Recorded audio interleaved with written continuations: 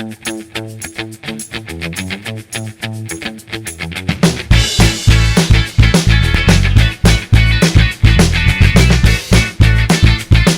Cybersapiens, qué gusto estar de nuevo con ustedes.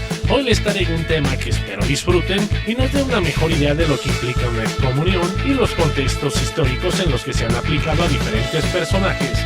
Sean bienvenidos.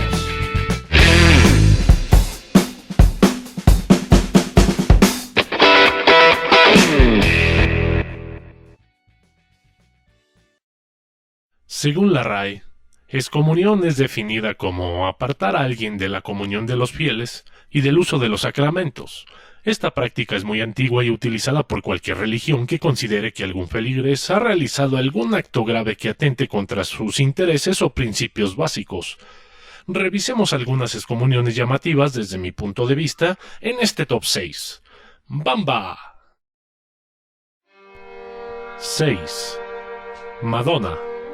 Empezamos este top de forma farandulera con la chica material, que de chica ya no tiene demasiado, y al día de hoy la nacida en el estado de Michigan, Estados Unidos, a sus 57 años de edad, tiene una peculiaridad que la destaca en esta lista de excomulgados, y es el hecho de que cuenta en su haber no solo con una, sino con 3 excomuniones. Sí, escuchaste bien, 3 excomuniones dadas por la Iglesia Católica. La primera de ellas se dio en el año de 1989, cuando lanzó su video Like a Prayer, en donde se besaba con un santo de color y presentaba varias cruces envueltas en llamas. Pero esto fue solo el inicio. La segunda excomunión se dio en el año de 2004, donde el Papa en turno, el muy recordado Juan Pablo II, instó directamente a su Grey a no asistir a la gira Blonde Ambition, ya que Madonna decía ver sensuales a los hombres con crucifijos, pero esta medida vaticana, donde también mencionaba que las creencias de esta en la cábala representaban un peligro para el catolicismo, solo lograron aumentar la popularidad de la cantante. Y para cerrar con broche de oro, en el 2006 recibió su última excomunión, donde el también Papa Benedicto XVI la llamó blasfema al haber sido invitado por esta a su gira Confessions, donde aparentaba una crucifixión en los conciertos y aparecía colgada con todo y corona de espinas de la que pendían rubíes, simulando ser gotas de sangre. Dicen que una no es ninguna, otros dicen que la tercera es la vencida. La pregunta aquí es: ¿habrá una cuarta o más excomuniones para la reina del pop? ¿Tú qué crees? 5. León Tolstoy. El más grande literato ruso de los siglos XIX y XX también entra en esta lista. El autor de Ana Karenina en el año de 1901, a la avanzada edad de 72 años, fue excomulgado por la Iglesia Ortodoxa rusa, ya que en esta etapa de su vida había abandonado un tanto su vida literaria para dedicarse a reflexiones religiosas y de filosofía moral. Después de una grave crisis espiritual, que ocurre cuando estaba cerca de los 50 años y que cuenta en su novela Confesión, comienza a predicar un nuevo cristianismo personal, y esto lo enfrenta a la iglesia oficial. Él sostenía que nunca era justificable el uso de la fuerza para alcanzar ciertos objetivos, lo que le valió una total desaprobación del sínodo ruso. En plena juventud, participó en la batalla de Sebastopol, y aunque admira el heroísmo de los soldados rusos, decide abandonar el ejército, afligido por el absurdo mismo de la guerra y conmovido ante la inutilidad de la carnicería humana. Más tarde, en su madurez, se lamentará el haber matado en la guerra. Con el transcurso del tiempo se fue convirtiendo en un pacifista, culpando a la guerra de todos los males y desgracias humanas. Comenzó a condenar la propiedad privada, promulgándose a su vez por el amor al prójimo, se enfrentó al zarismo y a la iglesia, por decir que se apoyaban en la violencia. Cada vez más mostraba una oposición más radical, y comenzó a basarse en la creencia de un Dios interior, muy activo en nuestro corazón, Dios interior que se manifiesta como espíritu de amor y que como tal está presente en el espíritu de cada ser humano. Todo ello en conjunto fue lo que le valió la excomunión de la Iglesia Ortodoxa rusa.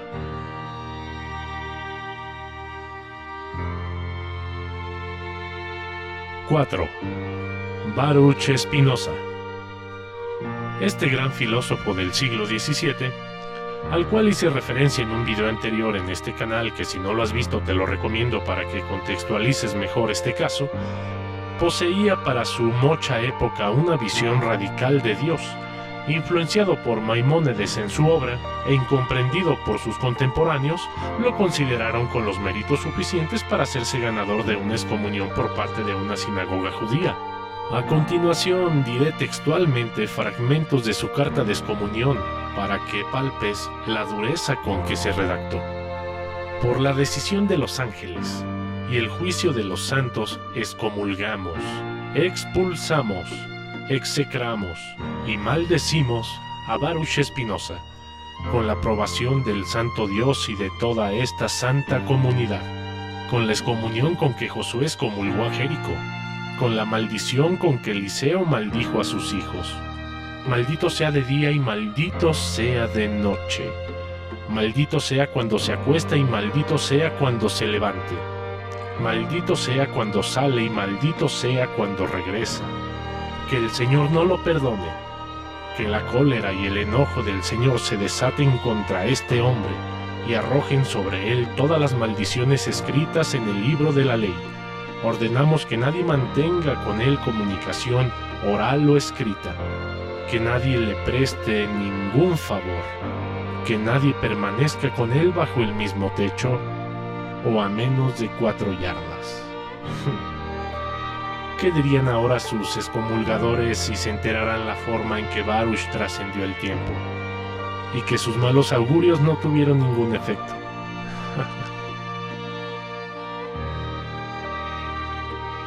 3. Martín Lutero. Este célebre alemán nacido en Eisleben fue un teólogo y fraile católico agustino que comenzó e impulsó la reforma religiosa en Alemania y en cuyas enseñanzas se inspiró la reforma protestante y la doctrina teológica y cultural denominada luteranismo. Lutero se caracterizó por exhortar a que la Iglesia cristiana regresara a las enseñanzas originales de la Biblia, impulsando con ello una reestructuración de las iglesias cristianas en Europa. Su matrimonio con Catalina de Bora en 1525 inició un movimiento de apoyo al matrimonio sacerdotal dentro de muchas corrientes cristianas.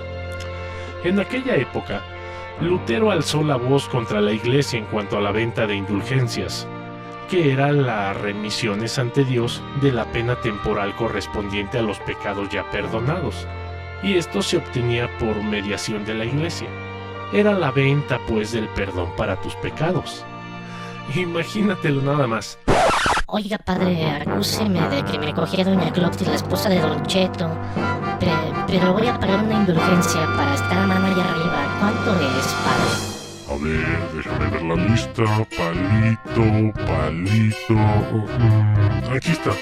Son 700, hijo. No, espérame. Con todo IVA son 812, hijo.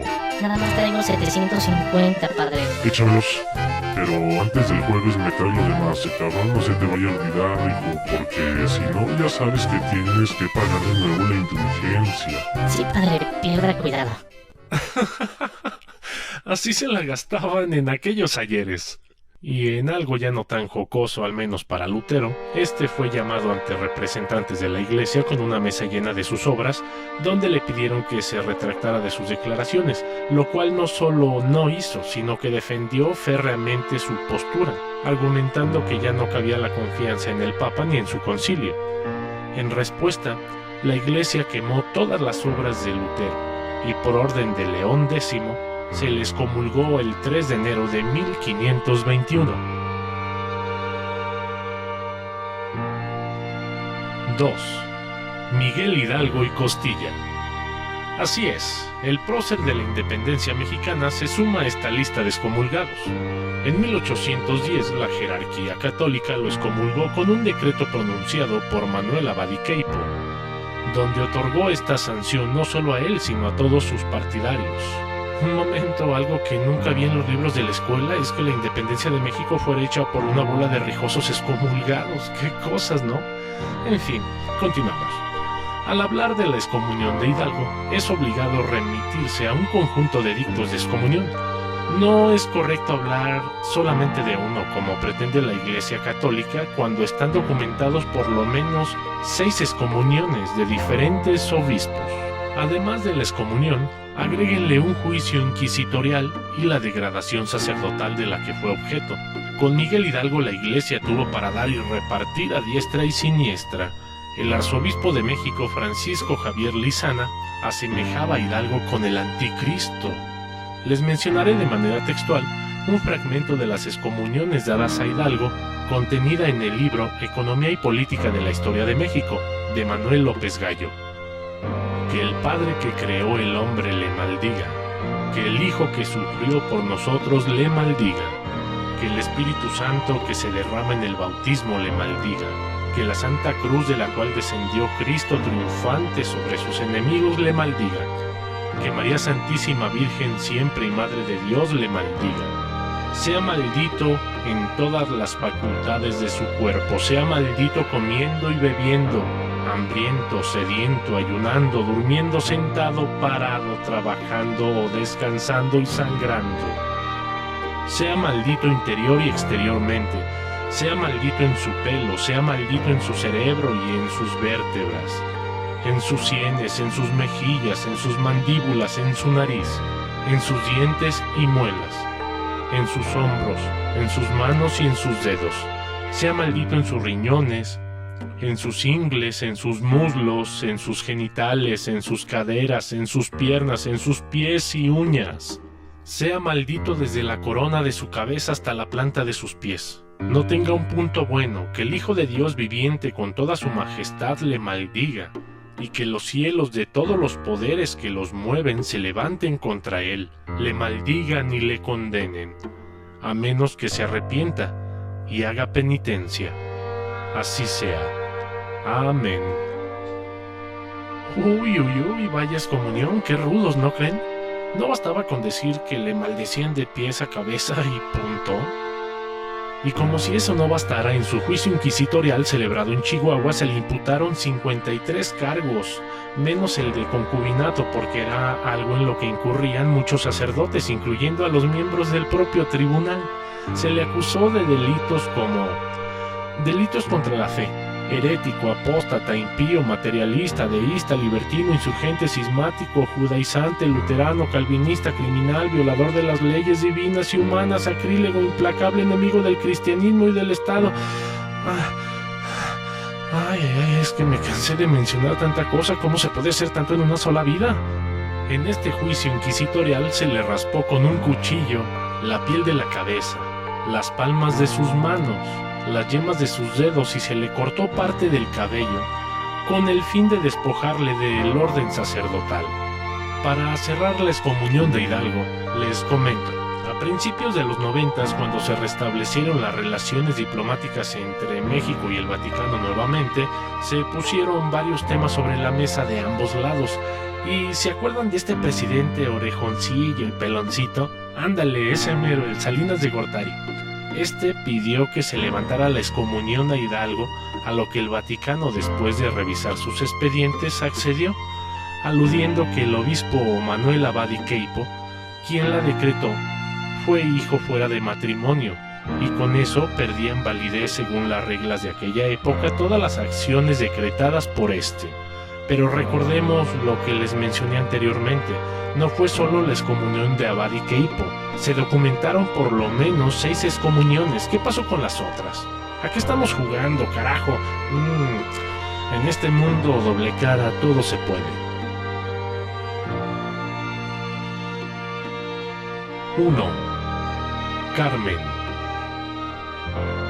Cerramos este top con un caso realmente ignominioso, que si bien no está protagonizado por un personaje histórico, está sin duda a la altura de la más vergonzosa excomunión de la historia en cualquier sitio y por cualquier iglesia. Lo siguiente tal vez sea un suceso que nunca escuchaste, pero en Brasil, lugar donde aconteció, y en Italia, fue bastante difundido y generó bastante controversia. Corría el año de 2009 en Brasil, donde una niña de 9 años a quien se le llamó ficticiamente Carmen para proteger su identidad, fue violada por parte de su padrastro, y a consecuencia de ello resultó con un embarazo de gemelos. Esta niñita desde los 6 años sufrió de tal aberración. La madre de Carmen, al darse cuenta de la situación, acudió a solicitar asistencia médica para abortar este embarazo. Las leyes brasileñas autorizan el aborto en situaciones donde se pone en riesgo la vida de la madre, y si tomamos en cuenta los apenas 33 kilogramos de peso y el 1,36 de estatura con que contaba Carmen en ese momento, su deseo de continuar el embarazo era algo muy probable, así que se procedió a realizar el aborto no solo por razones morales, sino por una cuestión médica que así lo dictaba. Ante tal hecho, el arzobispo de Recife, en el estado brasileño de Pernambuco, José Cardoso Sobrinho, lo primero que se le ocurrió fue excomulgar a la madre de Carmen y a los médicos que le practicaron el aborto. El caso causó un revuelo tal que hasta el presidente en aquel entonces de Brasil, Lula da Silva, declaraba como incomprensible la decisión tomada por el arzobispo. En el Vaticano, Rino Fisichella, presidente de la Pontificia Academia para la Vida, reviró la decisión tomada a nombre de la Iglesia Católica y quiso enmendar el rumbo. Condenó sin medias tintas al arzobispo brasileño, declarando: son otros los que merecen la excomunión y nuestro perdón, no los que te han permitido vivir y que te han ayudado para recuperar la esperanza y la confianza, escribió dirigiéndose a la niña.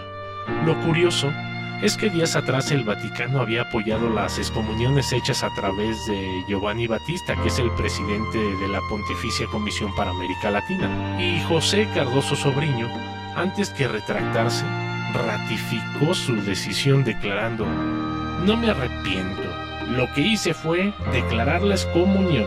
Es mi deber alertar al pueblo para que tengan temor de las leyes de Dios. En estas situaciones es donde me pregunto qué tanto hemos avanzado en lo social. Como humanidad, en muchos sentidos seguimos en el medievo. ¿Tú qué piensas? Por hoy me despido, pero no sin antes pedirte que si te ha gustado el video me des un like, que te suscribas al canal y recuerda que la magia existe y existe en ti. Muchísimas gracias. No te pido las estrellas, tampoco te pido el cielo, solo te pido un like, solo te pido un like. Y si quieres hacer feliz al corazón de un valedor, solo tienes que dar clic en suscripción, en suscripción, en suscripción.